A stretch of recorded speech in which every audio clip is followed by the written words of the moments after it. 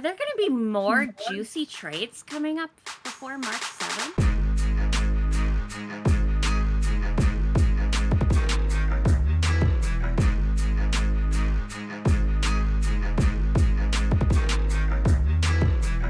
Welcome back, motherfuckers. It is I, your fearless leader for the week, Dangerwater, and I am joined by my three co-hosts, the lovely, the beautiful, my bestie for the resty, D-Bay, or D. And then we have the super spoonable and bald, Chris. And Maul, I don't have fun things for you yet, but I will. We'll and get there's there. Maul. and there's Maul. Who You is made it married awkward. to who I would love to have as my wife someday. My wife. It's Miss Steal Girl. I'm sliding in her D. No, not really. But welcome back to another week of Puck to Podcast. Let's just jump right into it this week. Dee, will you lead us in with the lovely ladies of the PWHL? I will. And give us all of them updates. So we're actually going to start with an update about someone else being stupid. The Professional Women's Hockey League has announced that after an automatic review by the Player Safety Committee, Ottawa charge forward Teresa Venesova has been fined $500. This is for an incident reviewed as a major penalty for boarding assessed to Venesova at 6 minutes and 7 seconds of the third period during Monday night's game against the New York Sirens. This is the second fine in Venesova's career, and she was previously fined $250 for a major penalty and game misconduct for boarding last season. Also, conveniently against New York. So I think Venesova has like a vendetta, and she probably needs to assess that. Otherwise, she will just like each time it's gonna double and double. And PWHL players don't get money like NHL players do, so this fine hurts them way more. $500 is $500. Yeah, right. It's a big amount of money. On some good news, though, the PWHL is celebrating Black History Month with some league-wide activations. There's going to be a variety of activations for all 6 teams designed to highlight, celebrate, and honor Black history. Each team's celebrations will include unique moments, special collaborations, and engagement with youth organizations and Black-owned businesses. That is starting. It started February 2nd. The New York Sirens kicked that off against their game with Montreal. Again, Toronto Separators will host something when they play Minnesota on February 11th. Boston Fleet will play Minnesota on February 16th, and there'll be an activation there. Minnesota Frost play Toronto on February 23rd. Montreal Victoire play Toronto on February 25th, and then on February 26th, it is Ottawa Charge versus the New York Sirens, and the last one will be there. If you guys haven't yet seen the design that they released, the special design for this, Kenza Dolls created it, and they have a beautiful video on YouTube that where Kenza talks about her design inspiration for the PWHL logo, specifically for Black History Month. But she's known for her bold use of color and her ability to infuse warmth and inclusivity into her designs. Kenza's artwork for Black History Month logo carries deep symbolism, telling a powerful story of celebration, resilience, and community within the world of hockey. There's a commemorative t-shirt that features her work and is available for purchase online at thepwhl.com, so go consider picking one of those up, as the PWHL will be making a contribution to Black Girls Hockey Club, or Black Girl Hockey Club, sorry, it's not plural. So that's an incredible organization. We've worked with them a lot through the CAPS organization, and they're lovely, so definitely be there.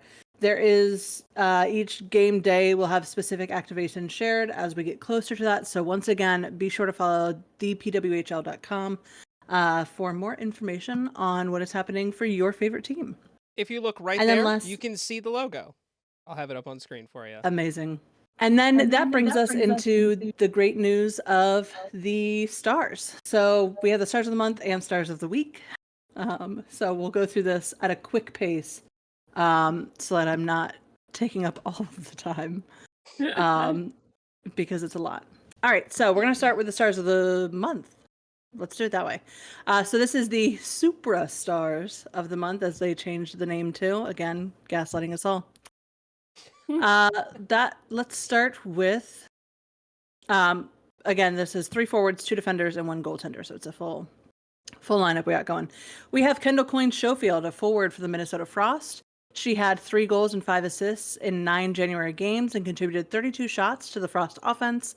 Among the highlights was the season-high goal and 2 assists. She produced in a 5-2 win over the Boston Fleet, pacing a 7-point showing by her line with Michaela Cava and Taylor Heisey.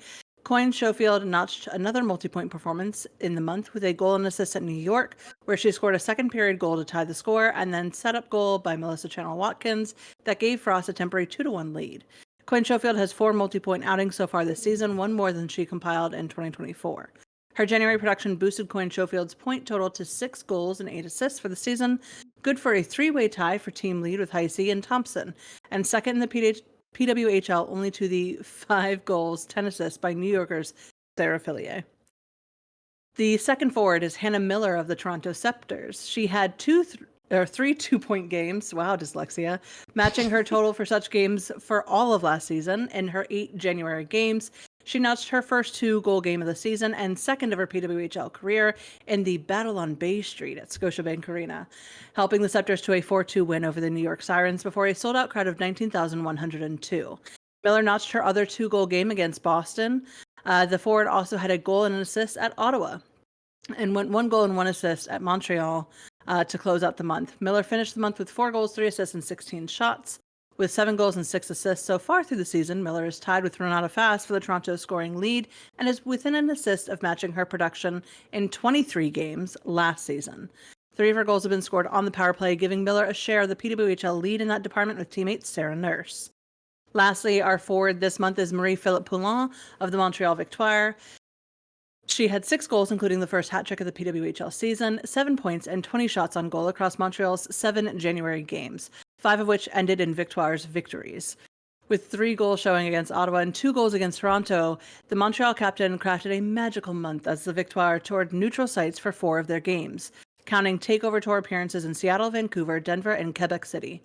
Plus 3 home games at Place Bell, the Victoire played before 87,487 spectators total in January, including a sold-out Rogers Arena crowd of 19,038 for Poulin's 2-goal performance against the Scepters.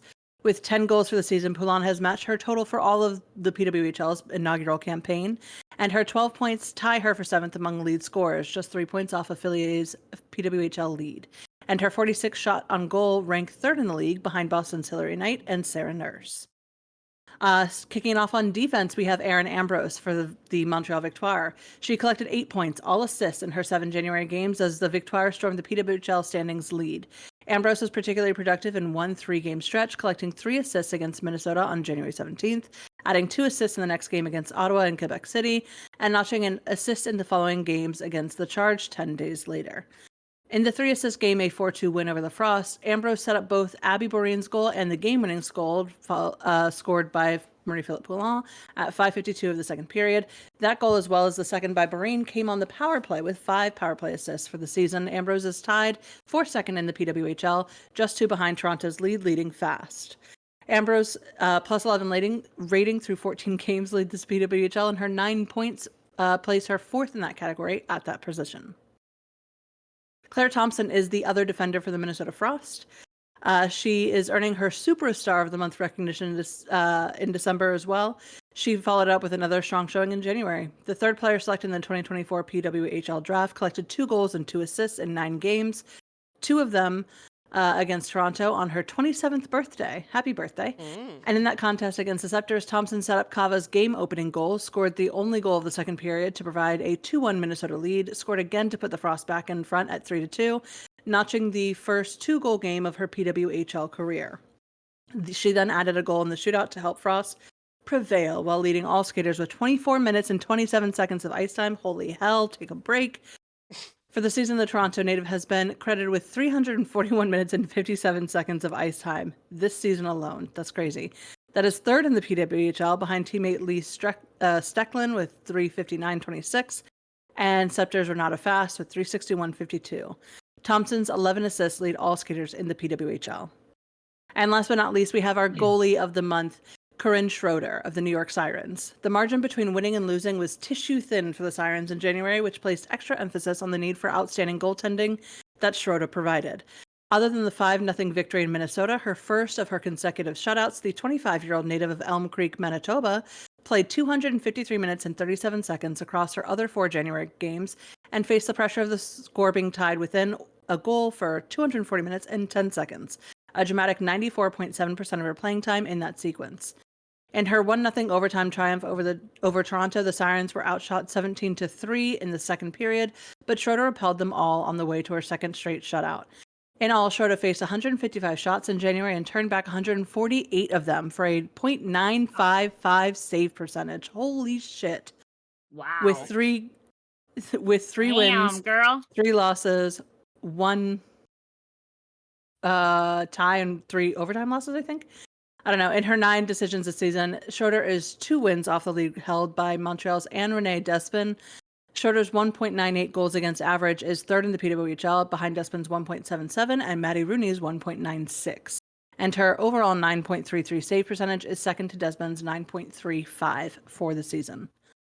All right, our superstars are done, so let's go right back into the Shark Beauty Canada's 3 stars of the week for the week of... They gotta stop changing the name. No, that one has stayed the same. Okay. Well, right, but you normally don't say the Canada part. Yeah, Canada's not usually attached. It's usually true. Yes, now it is just Canada. Yeah. Shark, fucking pick a name and stick with whatever brand you're going with. Just stick with one. Yeah. Right. But this is for the week of January 27th through February 2nd. Don't give any, he says. As always, we start with our 3rd star, which is someone we literally just finished talking about, Anne-Renee Despin, a goalie for the Montreal Victoire. She made 31 saves in a victory over Ottawa on Tuesday, made 23 more in the win over New York on Sunday, improving her statistics, fucking how, across 3 critical goaltending categories. Despin raised her season's record to 8-1-1, lowered her PWHL leading goals against average among netminders with 240 or more minutes played to 1.77, and improved her league leading save percentage to .935 in helping Montreal carry its surge into the international break. The 30-year-old from Claremont, Quebec, has surpassed her victory total for all of last season when she was 7-5-4, and after allowing only a single goal in each of last week's contests, Wednesday against Ottawa and Sunday in New York, has permitted just 18 goals in her 10 games. Her 8 victories led the PWHL ahead of the 6 by Minnesota's Maddie Rooney, Boston's Erin Frankel, and New York's Corinne Schroeder, who are tied for second. Despin's save percentage leads Schroeder's .933 by a whisper, while her goals against average leads Rooney at 1.96 and Schroeder at 1.98. Next up, our 2nd star, Renata Fast of the Toronto Scepters. This defender has points in all 3 of Toronto's games last week. She had a career-high goal and 2 assists in Tuesday's 4-3 shootout loss against Minnesota, and added an assist and took a season-high 6 shots on goal in Thursday's 4-3 shootout loss at Montreal. She then scored the game-winning goal on the power play to help the Scepters collect a 4-2 victory over Ottawa at the Coca-Cola Coliseum on Saturday. The Scepters boast the PWHL's most powerful power play with 13 goals, and Fast has had a hand in 9 of those 13, whether that's through goals or assists. Her power play point total, which leads the league, has been a key component in Toronto's 28.9 success rate on the advantage, a significant lead over Minnesota's 20.9%. With 3 goals and 10 assists in 15 games for the season, Fast has tied her point total across all 24 games last season and is tied for the team scoring lead with Miller and second overall among PWHL defenders behind Minnesota's Claire Thompson. Fast also now has 3-game point streak to go with her season-opening 6-game point streak. That leaves our 1st star for last, which is none other than Marie-Philippe Poulin, a forward for the Montreal Victoire. With a hat trick in Montreal's 4-1 victory against Ottawa on Wednesday and 2 goals and 4 minutes apart in the second period of a 2-1 road triumph over the New York Sirens on Sunday, Poulin doubled her goal total for the season and helped first-place Victoire stretch their winning streak to 5 games. Victoire captain had played a pivotal role in Montreal's 3-win week, contributing 5 of the team's 9 regulation goals and stealing Thursday's 4-3 shootout victory over Toronto with the winning goal. Her hat trick was the first in the PWHL this season and the second of Poulin's PWHL career. She had 3 goals against New York on January 10th, with 10 goals and 2 assists in 14 games. Poulin has matched her totals for last season and has helped Montreal expand its first-place lead over Minnesota to 6 points. She is now tied with Toronto's Natalie Spooner for most career regular season goals with 20, and leads the current campaign with 10. Toronto's Hannah Miller is second with 7. This marks Poulin's 4th 3-star of the week recognition. so far this season, and her second stint in the top spot, which she also achieved for the week of January 6th through 12th.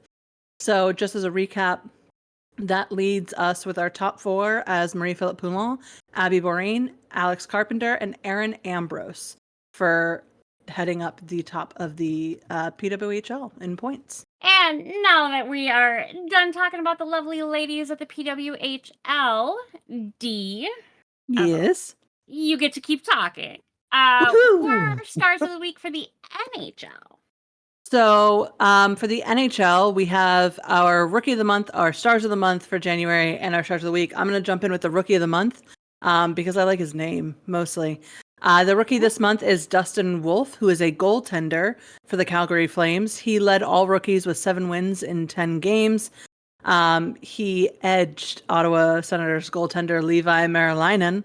I don't think NHL knows what they do when they write that, and I'm going to point it out every fucking time. He also edged out Montreal Canadiens teammate Jacob Dobesh and Lane Hudson. And Detroit Red Wing center Marco Kasper for the honor.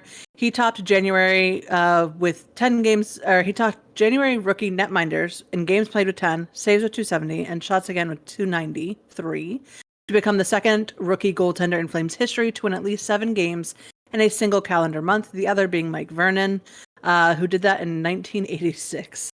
Wolf fielded 2 or fewer goals in 6 of his 10 starts and made at least 25 saves 6 times, highlighted by a season-high 38 stops and a 3-1 win over the league-leading Winnipeg Jets. 4 of his 7 wins came on the road.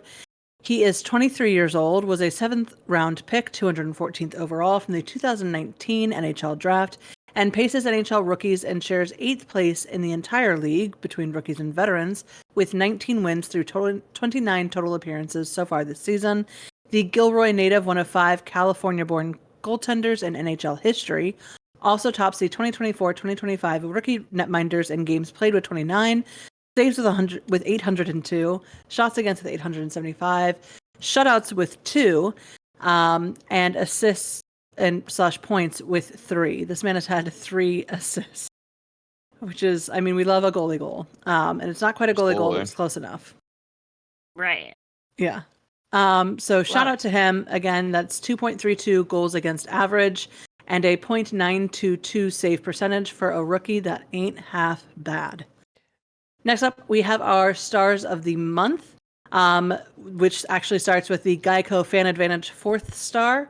This month, that is longtime Dallas fan Allison Hendricks, who has traveled to 22 arenas to support her team. And she even wore a custom Stars jersey at her wedding reception, which is pretty cool. If you want to know more about that, right? Isn't that dope? If you want to learn more about that, check out NHL.com, their coverage of the 4th star for the Geico Fan Advantage. Our 3rd star is Zach Werenski, a defender for the Columbus Blue Jackets. He produced 6 goals, 11 assists, and a +9 rating in 14 games to lift the Blue Jackets into the first wildcard position in the Eastern Conference via a 10-3-1 month. Werenski, who paced second among all skaters, forwards, and defensemen, with both total time on ice, 392 minutes and 18 seconds, and average time on ice, 28 minutes and 1 second, ranked among the leading January Blue Liners in even strength goals, first with 6, even strength assists, first with 10, even strength points, first with 16, shots on goal, first with 52, points tied for first with 17, goals tied for second with 6, game-winning goals tied for second with 2, and assists tied for third with 11, and plus-minus tied for fourth with +9. He's got a lot this month. He registered points in 11 of his 14 outings, including 5 multi-point performances, and notched an even or better plus-minus rating 11 times. Werenski finished the month on a 5-game point streak, punctured by his 7th career overtime goal. The 27-year-old, who is slated to represent the U.S. in February's Four Nations face-off if he doesn't pull out, because everybody else is, sits among the top defensemen in total time on ice, first with 1,395 minutes and 23 seconds this season. Game-winning goals, first with 4. Shots on goal, first with 197. Overtime goals, tied for first with 2. Goals, second with 17. Assists, second with 40. Points, third for 47 through 52 total appearances so far this season. Wow. 2nd star, my boy, Logan Thompson, goalie for the Washington Capitals. He went 8-0-1, which means he didn't have any regulation losses, with a 1.48 goals against average, a .947 save percentage, and 2 shutouts and 9 appearances, as the Capitals completed a 9-1-4 January to create a 6-point cushion atop the Eastern Conference. Thompson yielded 2 or fewer goals in 7 of his 9 games, including each of his last 6 to end the month. He earned consecutive shutouts January 14th versus the Anaheim Ducks and January 16th versus the Ottawa Senators, totaling a career high of 198 minutes and 22 seconds, dating from January 11th through the 18th. That ranked third in franchise history behind just Pat Riggin, who did it for 203 minutes and 52 seconds in 1983-84, and Jim Carey, who did it for 204 seconds in 1995-1996. The 27-year-old Thompson, who has signed a 6-year contract extension with Washington, we talked about that last week on our TikTok and YouTube Shorts content. He stretched his overall point streak to 12 games dating back to December 22nd, the 5th longest in Capitals history. He owns a 23-2-3 record in 28 total games this season, placing among the league leaders, minimum 17 games played, in save percentage, first with .927, goals against average tied for second with 2.05, and wins third with 23. Only one netminder in NHL history has required fewer games to reach 23 victories in a season, and that would be Tiny Thompson, who did it in 1929/30. Good old Tiny, and he did that with Boston. Yes. Very nice. And then our first star this month is David Pastrnak, a right winger for the Boston Bruins. He topped the NHL in goals, tied for first with 11, and points 24 across 14 games to help the Bruins earn standing points in half of their January games. Pastrnak, who factored on 58.5% of Boston's total goals during the month, also ranked among January leaders in even strength goal, first with 9, even strength points, first with 18, shots on goal, third with 59, even strength assists, tied for third with 9, and assists tied for fourth with 13. He found the score sheet in all but 2 of his 14 appearances, notching 8 multi-point performances and closing the month with assists in a career-best 9-game streak. Pasternak's 24 points matched a career high for any calendar month, and marked by the most by a Bruins player since April of 2021, when Brad Marchand registered 14 goals and 10 assists in 17 games. The 28-year-old Pastrnak paces Boston in goals with 24, assists with 37, and points with 61 through 53 total games this season, compiling 21 more points than his next closest teammate, who also happens to be Brad Marchand. Pastrnak also sits among the league leaders in shots on goal, first with 215, even strength points, tied for third with 47, even strength assists, tied for fifth with 29, points, 9th with 61, goals, tied for 11th with 24, and even strength goals, tied for 13th with 18. That rounds out the month of January, which now brings us finally into this week. Well, I will say I'm super happy for Zach Werenski, because considering he missed almost all of last season with an injury and is able to bounce back with, I think, the best story of the fucking season is the Columbus Blue Jackets right now. So super happy to see him getting back on track and being as good as we all know he's good, able to be. Right. Yeah, definitely great news. And it's also great that this week we are seeing some new names in the list, starting with our third star, Jake Sanderson, a defender for the Ottawa Senators. I love it when guys whose names don't get thrown around a lot get recognition for the work that they're putting in. Yeah. Sanderson totaled 2 goals and 4 assists in 2 games to power the Senators, who occupy third place in the Atlantic Division, to their 4th straight victory dating back to January 25th. He collected 1 goal and 1 assist, recording an assist while shorthanded and a goal while on the power play, and a 5-4 overtime win against the Eastern Conference leading Washington Capitals. Yes, I know. Please don't remind me. NHL.com. Sanderson then established a personal high with 1 goal, 3 assists, including his 100th career NHL point in a 6-0 victory over the Minnesota Wild. Haha, danger. At least you're included in this too. The 22-year-old Sanderson paces Ottawa Blue Liners and ranks 16th among all NHL defensemen with 4 goals, 29 assists through 51 total appearances this season, 5 points shy of his career high, which was set in 23-24. Next up, another very popular name, but we actually haven't seen him in a little while on this list. That's Tage Thompson, a center for the Buffalo Sabres. He led the NHL with 4 goals and 4 assists and a +9 rating in 3 games to help the Sabres to a perfect week. He notched 3 goals and 1 assist, including his 7th career hat trick, 7th in franchise history. In a 7-2 victory over the Boston Bruins, Thompson, along with teammate JJ Peterka, also set a personal best with a +6 rating, the highest plus-minus by a Buffalo player since February 2nd, 1998. Wow. Richard Schmelik, sorry. There's no H there. Thompson then collected the primary assist on Jerry Kulich's tie-breaking goal with 2 minutes and 4 seconds remaining in regulation in a 4-3 win against the Nashville Predators.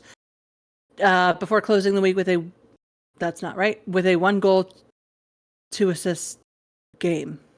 They're just missing words now. Highlighted by his 300th career point in a 4-3 win versus the New Jersey Devils, the 27-year-old Thompson, who shares 8th place in the league with 26 goals this season, tops the Sabres with 26 goals, 22 points through 47 total games. And lastly, Ilya Sorokin, goalie for the New York Islanders. The only thing the New York Islanders have got right at the moment. Sorokin went 3-0-0 with a 1.33 goals against average, a .953 save percentage, and 1 shootout to help the Islanders, who ran their win streak to 7 games. That's not NHL. Come here. Listen very fucking closely. You need to fucking proofread before you send these out. Who ran their win streak to 7 games? That's not. Then there's a comma, a space, and another comma. None of that. You are a professional organization. Yeah. I wonder if ChatGPT wrote that. Genuinely. Oh, you almost ChatGPT think would it be better. has to be like A kindergartner wrote this. Kindergartner who shockingly knows math. right. Anyway, they upped their point streak to 7 games before suffering a defeat on Sunday to help them move within 4 points of a playoff spot in the Eastern Conference. He stopped 30 shots, including all 14 he faced in the first period, in a 5-2 victory against the Colorado Avalanche. Sorokin then earned his 21st career shutout, one shy of equaling Billy Smith for second place in franchise history, with 23 saves and a 3-0 win over the Philadelphia Flyers. He finished the week with 28 saves and a 3-2 overtime win versus the Tampa Bay Lightning to extend his personal win streak to 6 games dating back to January 20th, 2 back of his career high established from February 16th to March 22nd in 2021. The 29-year-old Sorokin has played in 37 total games this season, compiling a 19 win, 14 loss, and 4 overtime loss record with 2.63 goals against average, a .908 save percentage, and 3 shutouts. Woo! That's it, I'm done. Awesome. Goddamn. Say that Stick a 5 fork times in me, I'm fast. done. Right? I've had It enough. never I have. ceases to amaze me how quickly and accurately you can read all of that, because there's no way. When half the time it's when she's not all talking, accurate. all I think about is the Bruce Almighty scene where Steve Carell's trying to do the news and Jim Carrey's sitting back there going,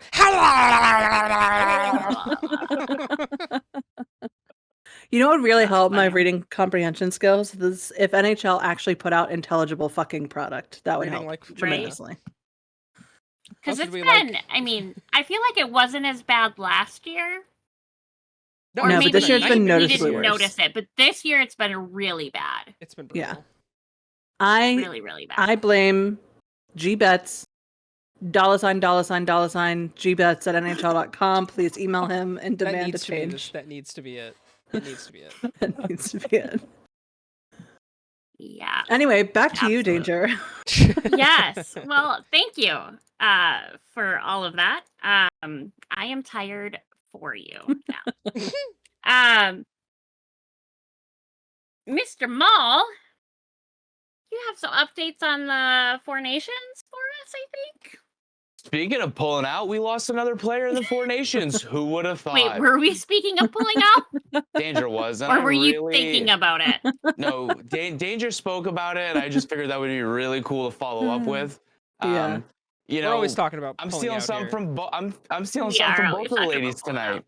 because not only did a player pull out of the Four Nation face-off, thank God it wasn't from Canada again, but he did it because of an injury. So Heiskanen, last week, January 29th, took a pretty bad hit to the knee in the 3rd period against Vegas, and yeah, not looking good. He had to go in for surgery today. Mhm. And right now his coach says that he is classified as month-to-month, potentially coming back towards the end of the regular season, hopefully, in the playoffs if Dallas can get to it.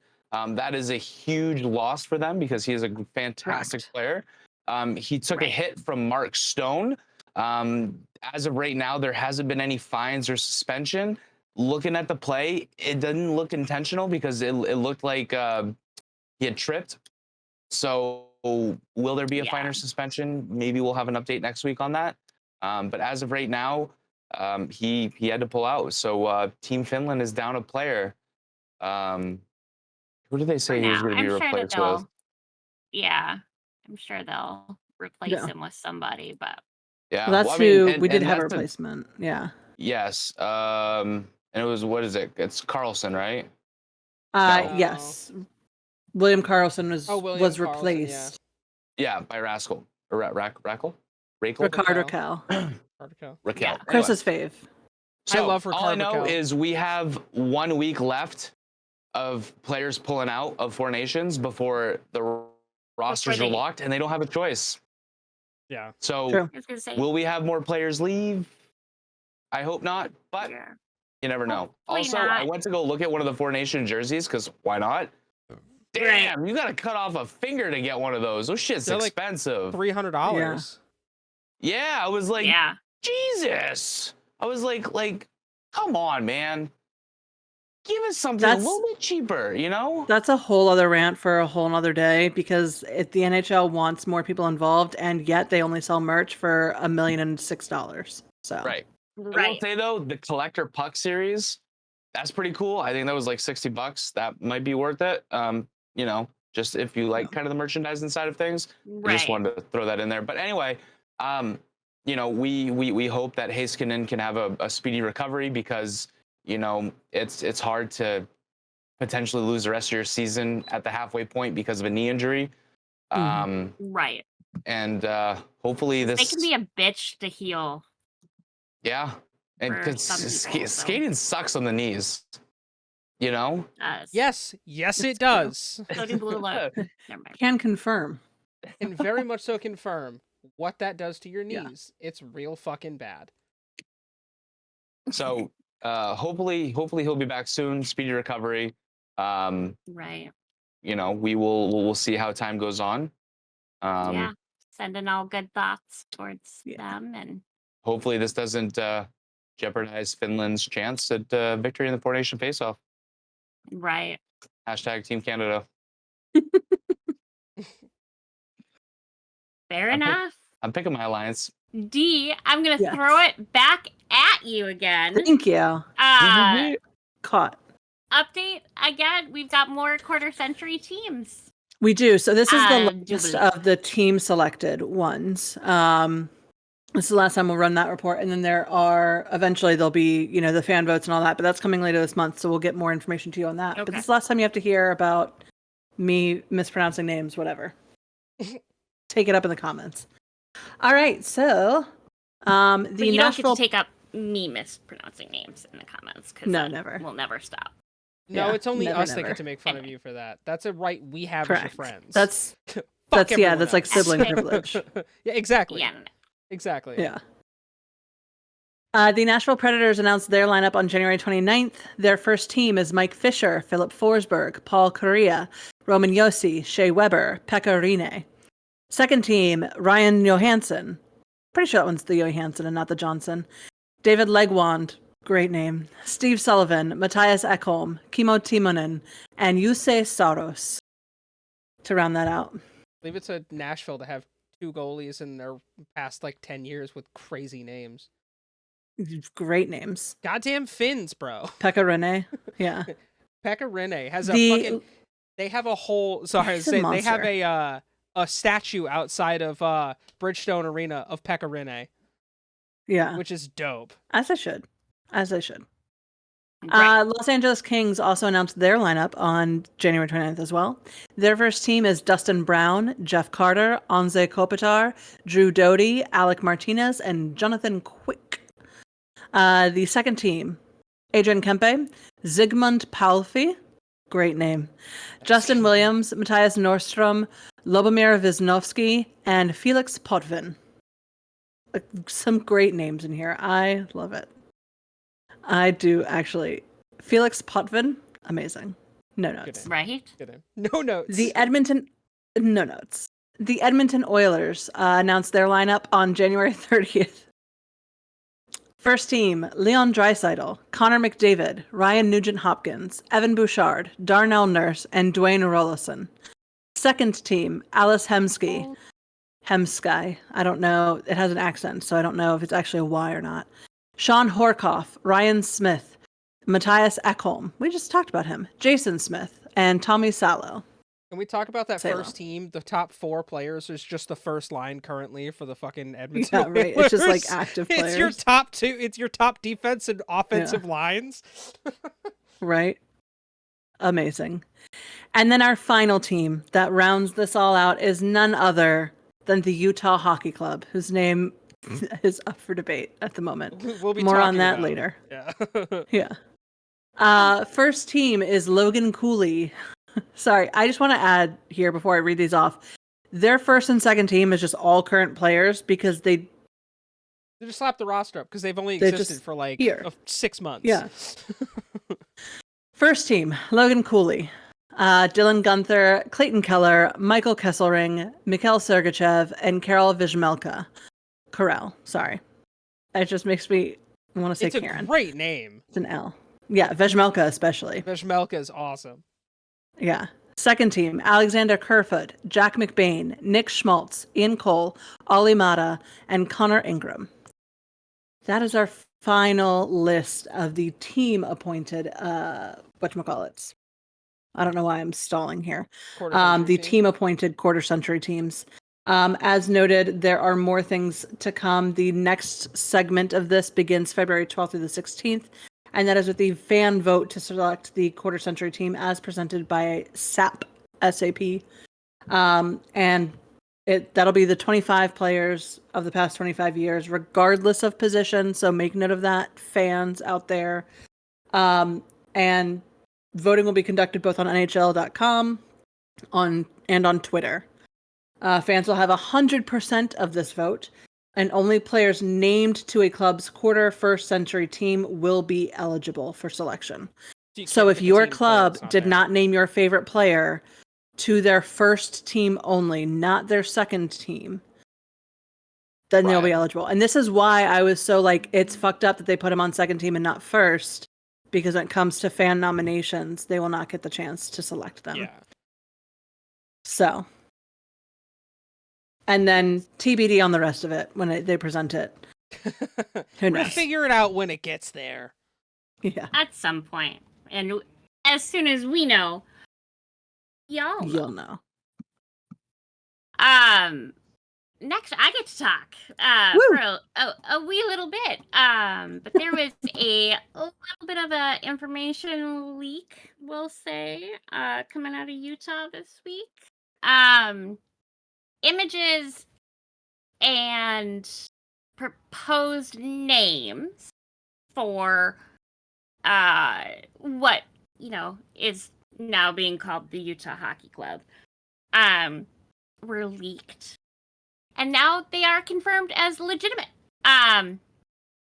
So fans attending the UHC home games have been asked to vote for their favorite, which will then determine the future name.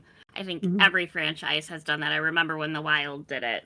And I remember my second favorite, because the Wild was my favorite, but the second favorite was the Northern Lights, which I thought would be cool. They're hard to cheer for, That's cool. That doesn't really... We didn't have an option in '93 because Disney owned the team, so it was it's just the Mighty Ducks. It is. You are the Mighty Ducks, right? Or the Mighty Ducks. Yeah. You got to be that, but at least you got grandfathered in the chants and the fanfare immediately from the movies. Oh yeah. Well, the movies were so popular, especially they for were those of us. Damn, NHL. Filmed in Minnesota. What? Anywho, so UHC recently announced that the team was dropping Yeti as an option. Yeah, unfortunately, Yeti wouldn't give it up. Yeah, Yeti coolers shut that down pretty quickly. Which I feel like is understandable, stupid, but yet at the same time, it's like, come on, why not go in partnership with the team? That's my thought. And yeah, have and I some did see cool that too. fucking Yeti coolers for. I saw someone mention that should be the name of the stadium. It would be Yeah. the Yeti coolers. Yeah, the Yeti cooler would be awesome. Oh yeah, putting Yeti because think of all the branding they could do with that when you're talking about like an ice rink. Yeah. Right. No. So missed opportunity there because the corporate bigwigs. I was gonna say the corporate men, but I don't know who leads Yeti. But they got their panties in a bunch and they did. That's shut true. it down too quick. So missed opportunity there. Y'all need to be a little more open. Yeah. For Yeah, take a lesson from Stanley. They named the trophy for the NHL after their cup. Okay. Sure. That's You not heard it, you heard it exactly here the first. history. You heard that here first. We're starting rumors. Sure. We're gonna let Maul think I'm that all that's about real. starting. But I'm all about starting rumors.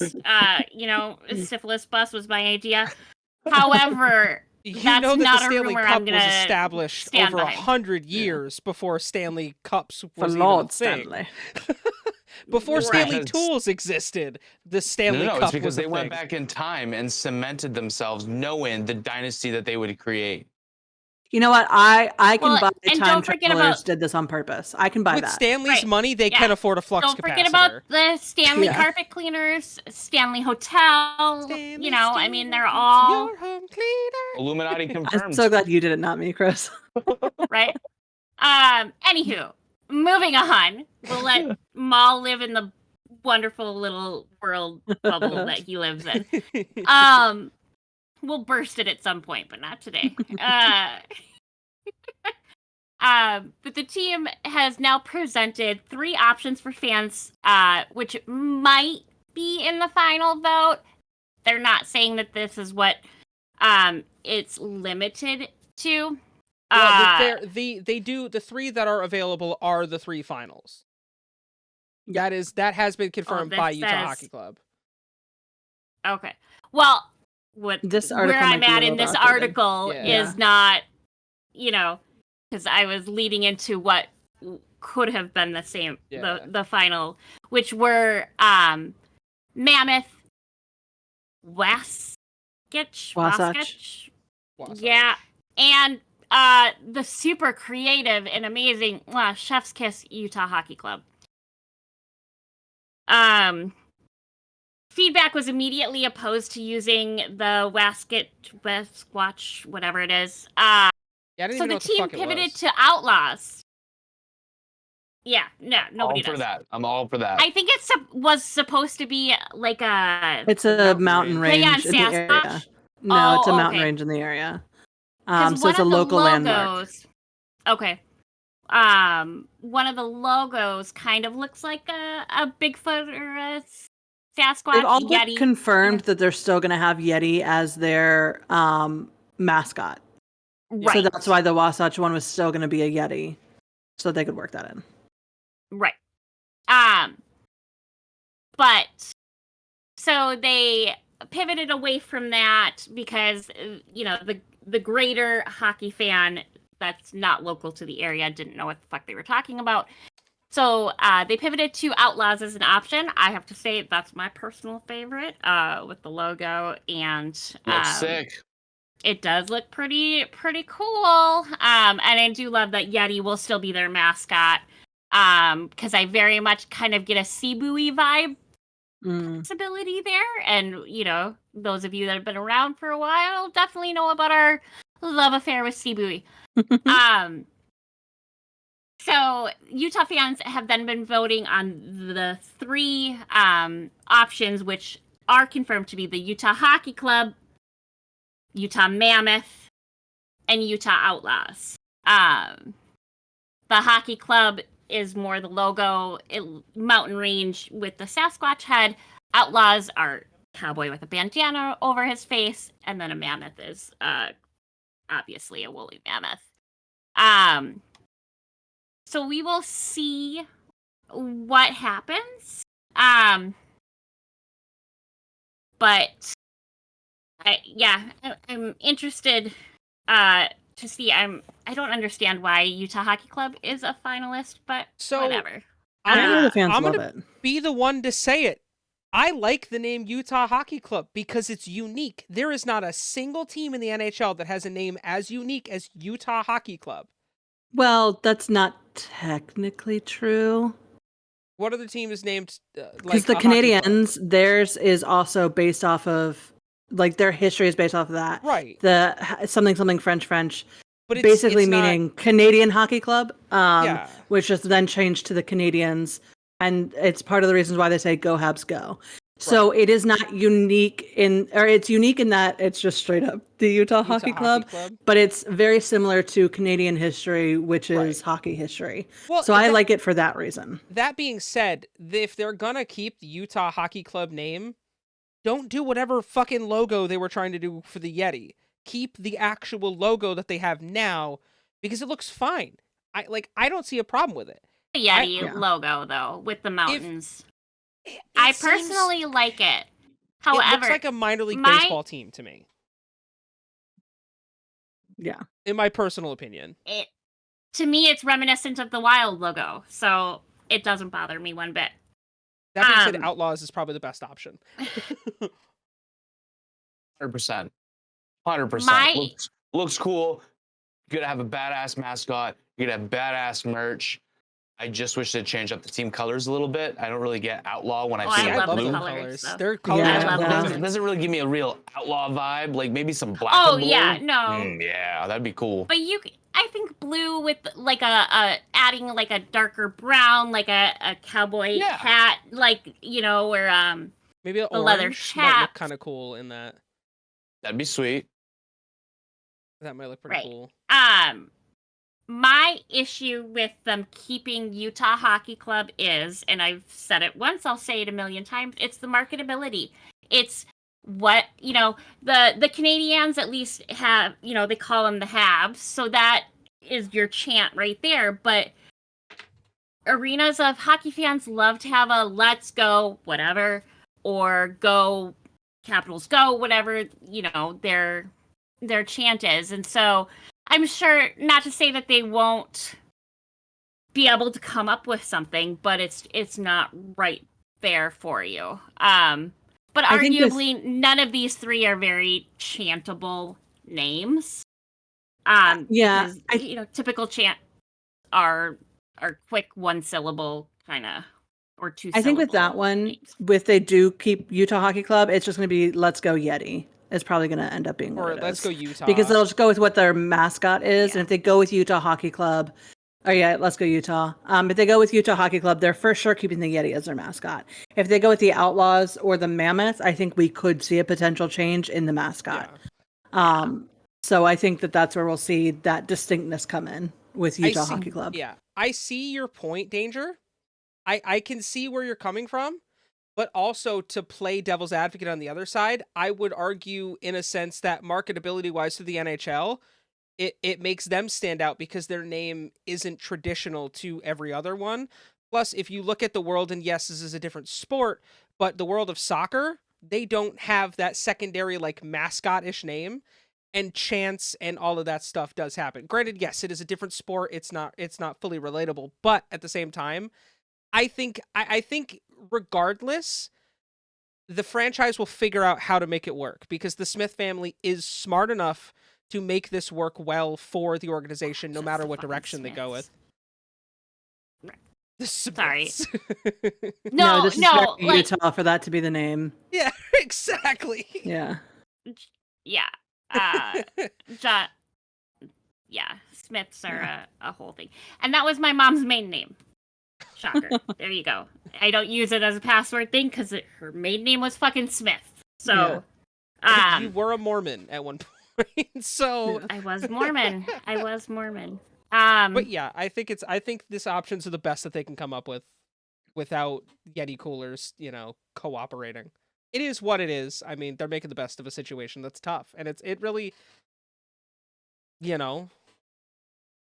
And honestly, Yeti's gonna regret this in 5 years when they're a back of the cupboard cup. 100%. Or when nobody, like all of their cups are sold through Stanley instead. They just lost out on a huge market share because they didn't want to help.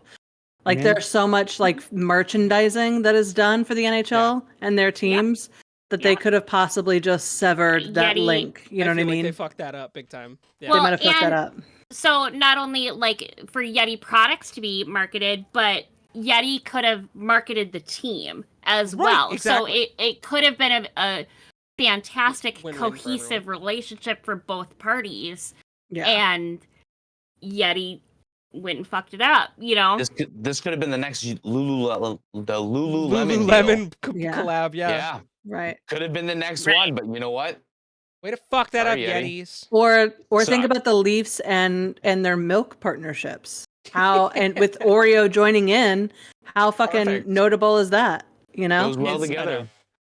They're the only fucked it team up. with cohesion of their sponsors. It's so true. Everyone else is like Bet MGM and fucking I don't know, Colgate or some shit. It doesn't make any Yeah. sense. Brush your Toronto's teeth like, while "Watch ruining your this shit." family's financial Yeah. prospects. Meanwhile, Toronto's like, fuck y'all, we're gonna have snacks. We go dunk that shit. Right. And not just snacks, but healthy snacks. Milk is good for bones. Got milk, you know? I mean, look at how huge of a campaign that was back in the day. Mm-hmm. Pivoting from the Utah news, like I will just one more thing on it, because I remember when the Wild, like I watched the thing on TV where they were counting all the votes and stuff, but we had like 6 or 7 finalist names, and so to almost an extent it was hard to choose. So, you know, good props on them on giving their fans 3 options to pick from. Well, it's similar to Seattle too, right? Because I mean, if you think that's the most recent, and Seattle had some really good options, and I mean, obviously the Kraken is. Yeah, I think for me, once they said Kraken, it was Kraken. It was game over. Yeah, I like that, Mal. Yeah. But Chris, pivoting away from that news, tell us about this massive flippin' trade that happened, eh? So we have multiple trades that have happened since last week and the Rantanen trade, but there are only a few that are like, there's like 2 of them that are connected. 3 of them are pretty big. On January 31st, the New York Rangers acquired forward JT Miller and defenseman Eric Brandstrom. I'm sorry. There's again, NHL, find someone else to write your shit that's like smart. Because this is not grammatically correct. We're looking for second graders here, okay? Literally, yeah. Literally, let's get hooked on phonics, y'all. The New York Rangers acquired forward JT Miller, defenseman Eric Brandstrom, and Jackson Dorrington from the Vancouver Canucks for forward Philip Cheadle, defenseman Victor Marchini, and a first-round pick in the 2025 draft, meaning we get the second stint of JT in the New York City area. The next day, Vancouver Canucks acquire defenseman Marcus Pettersson and forward Drew O'Connor from the Pittsburgh Penguins for forward Danton Heinen, defenseman Vincent Desjardins, and forward prospect Melvin Fernstrom, plus that first-round pick that they got from the New York Rangers. This was, I think, more of a salary dump for the Penguins because they're fucking terrible and they need to fix stuff. Now, Danton Heinen, former Duck, I like him. I think he's got a lot of potential to be a depth guy. That first-round pick is liquid fucking gold. Actually, it's gold is what it is. That's a first-round pick, depending on where the Rangers finish, and it probably will be towards the bottom. That's going to be a really good pick for Pittsburgh. That same day, the Dallas Stars made a nice move. The Dallas Stars have acquired forward Michael Granlund and defenseman Cody Ceci from the San Jose Sharks for a first-round pick and a third-round pick in the 2025 draft. Again, this is tooling for the future of the San Jose Sharks. Obviously, they're fucking terrible. They're at the basement. they're not going to play that well. But the Stars are a playoff team. Michael Granlund and Cody Ceci are going to help that team a lot. Also, a trade that came in yesterday, the Utah Hockey Club acquire forward Samuel Walker from the Minnesota Wild for future considerations. The ambiguous future considerations. I fucking hate. Same with baseball, because it'd be the player to be named later. Yeah. Fuck you, just tell us what you're giving up. Yeah. Give us the dirt, damn it. I don't know anything about Walker. I say I don't. I imagine he's an Iowa player or probably a depth guy for Minnesota. So I don't know how this trade looks. That would be more of Danger's. Was it Sammy Walker, did you say? Yeah. Samuel Walker, Sammy yeah. Walker. Yeah. He's been up a couple of times. He's a decent player. Not quite as impressive or hot to start as the other three that were just up. But yeah, it'll be interesting. Yeah. Yeah, but some Hopefully, big moves. hopefully he the past does well few out there, days. though. I mean, it's Yeah. sad to see guys that come up with Iowa get traded, but at the How it same goes. time, it's Yeah. good to see them go and get sent to franchises that'll utilize their abilities. Mm-hmm. Um, I think the biggest disappointment in this is that the Vancouver Canucks now have 3 Pedersons, 2 of Two which of are them named first named Elias or Elias. Eliash. And they have yet to do the Spider-Man meme of them each pointing Yeah. at each other. That should have been day one Which- shit. Their first Literally day practice one. on ice, You're points. fucking up, Vancouver. Vancouver, Let me just there's a reason say- you're struggling, and it's not just because you have locker room problems. It's because you It's have no literally that. imagination. It's literally that. Right. Well, I mean, like the locker room Ah. problems don't help, but also But like also at the same time. also no Spider-Man memes. right. Oh. Well, let's get into our question of the week. So the question I have for you guys, with March 7th, the trade deadline being pretty much right around the corner. I mean, we're a month a away. month away, Yeah. month and change, a couple days away from it. Do you guys think we'll have another 1, 5, 10 Rantanen level trades, because that was kind of the trade that shook the hockey world, we'll say, to an extent. I mean, it just did. surprised Those were everybody, I high-profile think. players that got moved. Yeah. You know. Right. So do you think we'll see more of them? How many? And who do you think would be next? Chris, why don't we start with you? I mean, I can see more trades happening. I feel like we'll probably see them a lot closer to the deadline themselves.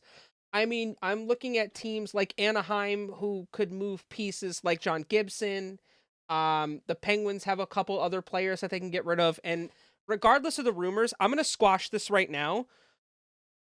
The Penguins are not trading Sidney Crosby, so y'all can chill the fuck out. He will retire on that team.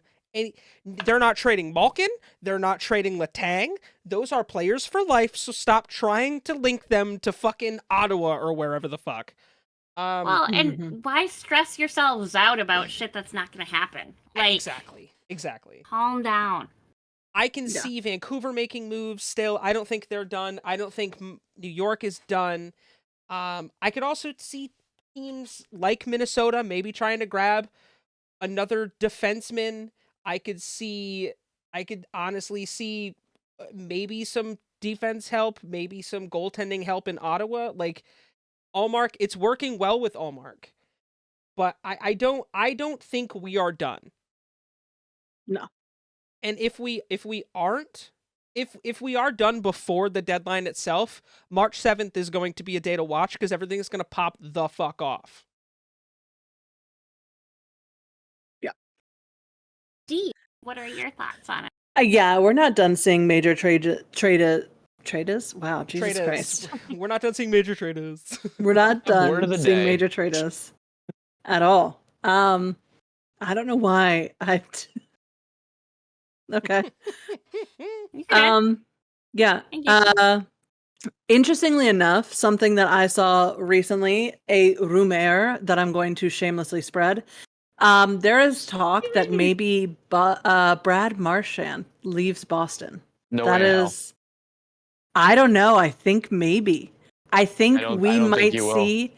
No, because Boston has been struggling. They went from being literally top of the fucking league, like an impressive record-breaking season, to not being able to get it together. And Brad Marchand is at the helm of that ship. And if they feel like he's not the leader, they're not going to demote him and keep him in the locker room. They're going to fucking trade him. And so I'm just saying it's a rumor. It's a rumor that came from sources that I maybe can get behind. I can see the reasoning, so it's easier for me to buy in. Yeah. Danger, you're holding your hand up like you want to say something. I do. You also have to consider his age. I could see it happen because I think he wants another cup, and He's 36. Who doesn't want another cup? Mm-hmm. Right. So, I mean, he's up there with Crosby's age and all of that. So I don't think it's out of the realm of possibility. I would still be surprised because he's their Marchand captain. and Boston go Yeah. hand in hand in my brain. Yeah. But if you're trying to get competitive, it could happen. Yeah. I'll be honest though. If he does do that, he will never be able to show his face in Boston again. No, the thing is that hold it's on, not his fucking because it won't choice. be his fault. It's not his choice. But Yeah. New England got super pissed when Brady left and Gronk left. But the thing is that Brady left. It is Brady a left. different Yeah. thing in this situation. This would be Marchand getting I don't sold. think he's going to ask So it would be for different. a trade. No. I don't think he would. the Bruins would do that though. I really don't. I do. I do. I And do. I I don't think think he's the given only the one that gets right- traded. If we're talking Boston, Charlie McAvoy, they just paid him stupid amounts of money. In 47 games, he only has 21 points right now as their top defenseman. So, I don't think Marshy's the only one that goes in Boston. Because that team looks like shit compared to last year.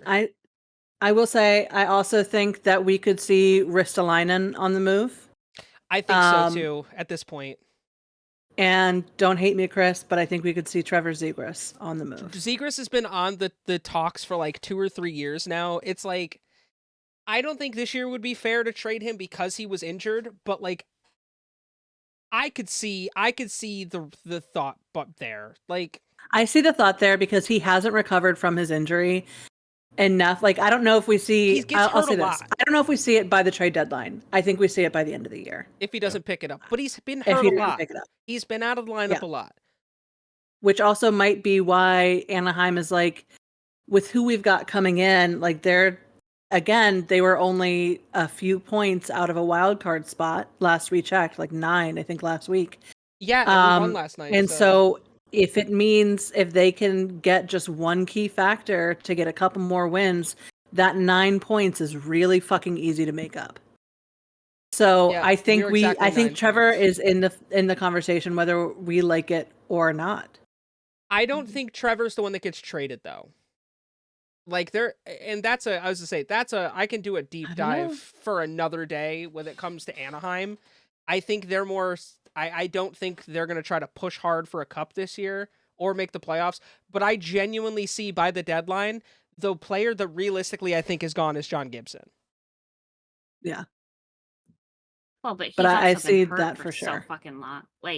He just also wants out. He's had to stand in his head every game and get fucking beaten down. I don't blame him for, wanting to find a new home. Yeah. Right. So yeah, I think do you we have see any a few other wins. ideas or thoughts on it? I think we're going to see a lot of trades because, a lot of players are getting hurt. A lot of teams who started good are now not doing so good and vice versa. Yeah. So I think there's going to be a lot of shifting of talent to try to stack the deck. I also think that, teams are going to get a little bit more riskier with their trades, especially because there's a potential salary cap. increase. Mm-hmm. You know, so I think that may play into it, that they can afford to say, hey, we'll give you more money if you come over here, or be able to entice some draft picks and stuff like that. So I think, I'm going to go on the same with Chris and say that I think March 7th is going to be a wild day in hockey. And I look forward to it. It always is. Yeah. I think this year is going to be we always hit some huge. We got a lot of teams that have a good chance to make the playoffs this year. A lot more than last year. Right. All right. Well, let us know down in the comments, or write us a letter, carrier pigeon, smoke signals. Yeah. Smoke signals. I like that. Sign language, whatever. And let us know your opinions on it. And I'm curious to know what you guys, as our fans, foresee for some potential trades. You don't have to say, I think so and so will go traded for so and so, but kind of let us know who you think might be up on the chopping block. And just for Maul's sake, start some rumors on who wants to leave their team and why. Why not? Throw that in there too. So let's start with the naughty boys, because I always like to start out with the bad boys. So going into our bad boys, the big suspension, and I hate it. I hate everything about it. Because it's on my own Ryan Hartman. And Ryan, I haven't watched the video yet. Maybe I'll make my own TikTok on it later, if people are curious on my thoughts. But Ryan Hartman got suspended for 10 games for roughing Tim Schnitzel, whatever the fuck his last name is.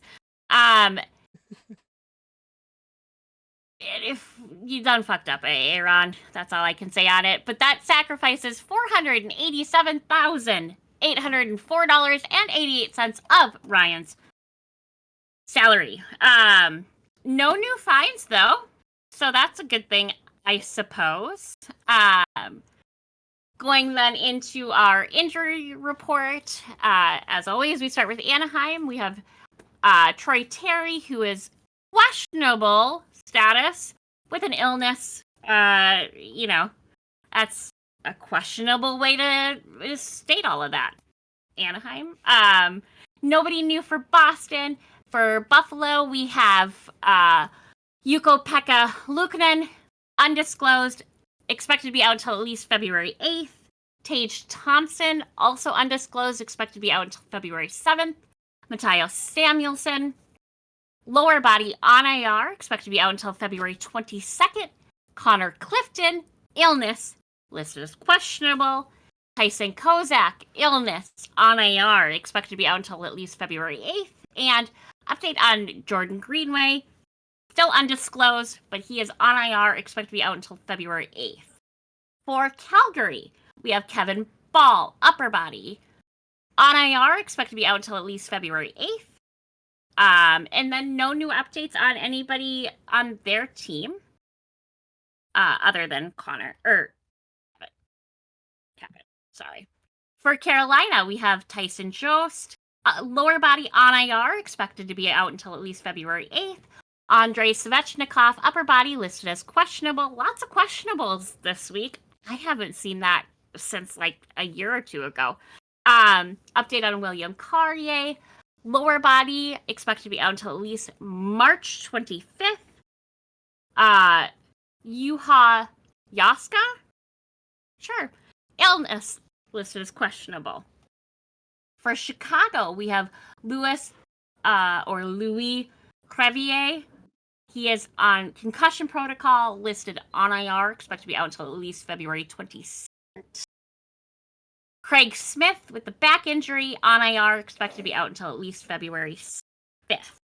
For Colorado, we have Scott Wedgwood, upper body, listed as questionable. They must have a new writer. Valerie Nikushkin, lower body, on IR, expected to be out until at least February 22nd. For Columbus, somebody we talked about earlier, Zach Werenski, undisclosed, expected to be out until at least February 6th. Dante Fabrio, upper body, expected to be out until at least February 22nd. Kirill Marchenko, sure, with a jaw injury on IR, expected to be out until at least March 17th. I assume he broke his jaw. Igor Chenikov, upper body, update on IR, expected to be out until at least February 22nd. For Dallas, we have Miro Heiskanen, knee injury on IR, expected to be out until at least March 31st. Maverick Bork, facial injury, expected to be out until at least February 7th. Tyler Seguin, Segway, whatever. Update on him, hip injury on IR, now expected to be out until at least April 3rd. And Niles Lundqvist, shoulder on IR, expected to be out until September 21st. So he is out for the season with an upper body injury. Nobody new or updated for Edmonton. For Florida, we have Mackie Samoskevich, illness, expected to be out until at least February 6th. For LA, we have Mikey Anderson. Thank God you have an easy name. With a finger injury, expected to be out until at least February 7th. For Minnesota, we have Ryan Hartman out with the suspension. He gets a month off because he is expected to be out until at least March 9th. And then the update on Kirill Kaprizov, he had that surgery, lower body on AR, expected to be out until at least March 2nd. For Montreal, we have Caden Gooley with a quadricep injury. Maybe he sprained it because he is just not on AR, but expected to be out until at least February 22nd. Otherwise, no other new or updated injuries there. For Nashville, we have Mark Yankowski, upper body listed as questionable. Luke Evangelista, lower body listed as questionable. Jeremy Lazon, lower body on IR, expected to be out until at least February 22nd. For New Jersey, we have Nico Hischier, upper body, expected to be out until February 22nd. Jacob Markstrom, knee injury, expected to be out until March 7th. Santori Hataka, I always want to say Hakapaw, shoulder injury on IR, expected to be out until at least February 22nd. And Eric Howla, ankle injury on IR, expected to be out until at least February 4th. New York Islanders are falling the fuck apart. Matthew Barzal, lower body on IR, expected to be out until March 8th. Scott Mayfield, lower body, listed as questionable. Ryan Pulak, upper body on IR, expected now to be out until February 23rd. Simeon Varlamov, lower body on IR, expected to be out until the 23rd. And Marcus Hogberg, upper body on IR, expected also to be out until at least February 23rd. For New York, we have Adam Edstrom, lower body, expected to be out until April 17th. For Ottawa, we have Nick Jensen, lower body, listed as questionable. Josh Norris, undisclosed. I wonder if he's related. Expected to be out until February 26th. Nick Cousins, knee injury, expected to be out until April 1st. Thank God. Noah Gregor, lower body on IR, expected to be out until at least February 8th. And update on Jacob Bernard Doctor. Ankle on IR, expected to be out until February 22nd. For Philadelphia, Rasmus Ristolainen, whatever, I can't say it. Upper body, expected to be out until February 6th. Jakob Pellier, I can't read fucking tonight. Not injury related, but on IR, expected to be out until at least February 6th. Owen Tippett, upper body, expected to be out until February 6th. Andrei Kuzmenko, not injury related. On IR, expected to be out until February 6th at least. Ryan Pooling, upper body on IR, expected to be out until at least February 6th. Nikki Delorier is still on here on IR, expected now to be out until at least February 4th. For Pittsburgh, no new or updates there. They still just have Malkin on their injury list. For San Jose, they're also falling apart. Ty Delandria, upper body on IR, expected to be out until at least February 6th. Nikolai Kovalenko, undisclosed, expected to be out until at least February 23rd. Tyler Toffoli, lower body, listed as questionable. Alex Wenberg, upper body, expected to be out until at least February 6th. And then no updates on the other four for them. For Seattle, we have Riker Evans, upper body, expected to be out until at least February 6th. Otherwise, no other updates on. They still have two other guys on. For St. Louis, we have Tyler Tucker, great name. Upper body expected to be out until at least February 8th. Matthew Joseph, illness expected to be out until February 6th. For Tampa Bay, we have Jonas Janssen, lower body expected to be out until at least February 23rd. For Toronto, we have Connor Dewar, still on the injury list. Upper body on IR, expected now to be out until February 8th. Yanni Hakanpää, that knee injury, still on IR, expected to be out until February 22nd. Anthony Stolarz, knee injury on IR, expected to be out till at least February 6th.